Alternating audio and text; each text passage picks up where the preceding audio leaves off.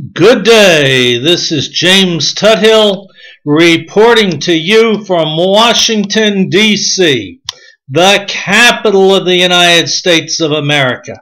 Donald Trump has done a 180-degree turn. He has gone from hating Muslims to loving Muslims.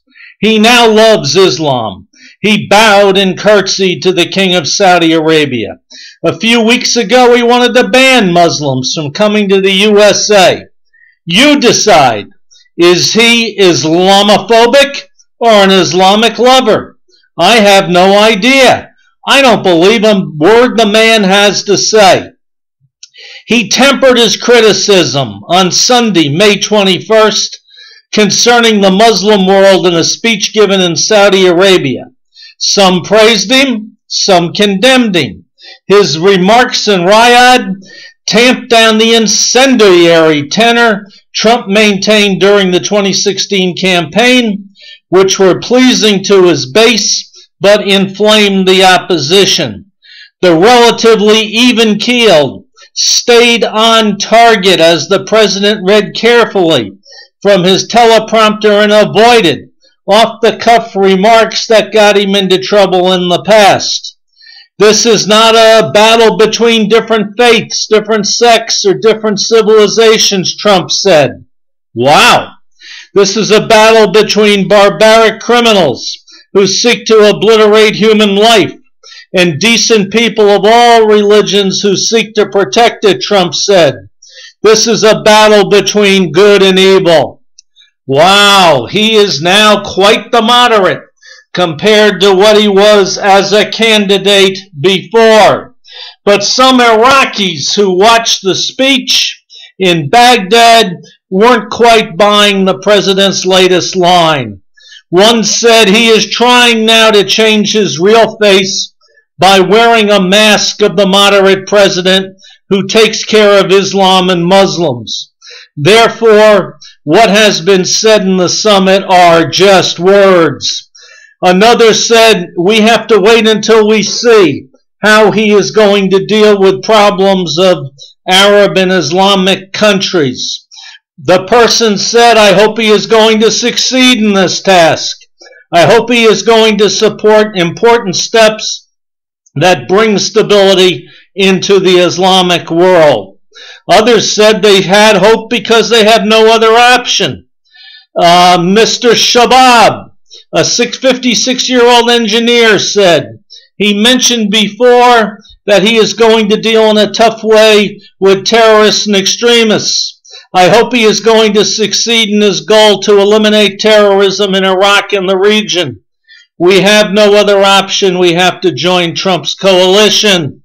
Some people in Afghanistan were very ecstatic about him, even though he had tried to ban people from coming into the United States until he was stopped by the courts. Some say Trump could be a benefit for the region and for the world. He mentioned good points, which during his election campaign he didn't mention. His strategies and ideas have totally changed. Wow. In Jerusalem, some considered the speech an indication that Trump was playing politics and not keeping his word. To them, it was business as usual from the United States. I wonder what Benjamin Netanyahu now thinks of Mr. Trump cozying up to the Arab world and Saudi Arabia, who I believe is our second biggest geopolitical enemy after Pakistan and Russia's number 3. After all, it was Saudi Arabia who was totally behind the 9/11 inferno in New York City, which killed over 3,000 Americans. We all know it was Saudi Arabia that was behind it. I don't know how Trump could bow down and really curtsy so that the King of Saudi Arabia could put a medal around his neck. I don't know. A lot of people said, oh, American presidents change because after they become president, they seek U.S. interests. They said we saw this in Trump's attitude toward the Muslim world and in moving the embassy to Jerusalem. He delayed that move after he became president. Other Muslims were less than laudatory. They said they were skeptical his actions would live up to his words. They said all of his claims about the world's great faiths are fine, but this recognition does not wipe out years of well-documented anti-Islam animus. You better believe it. The Council on American Islamic Relations said the president should also recognize the contributions of American Muslims, the contributions they've made and have made for generations to the betterment of our nation. Now, this is the question.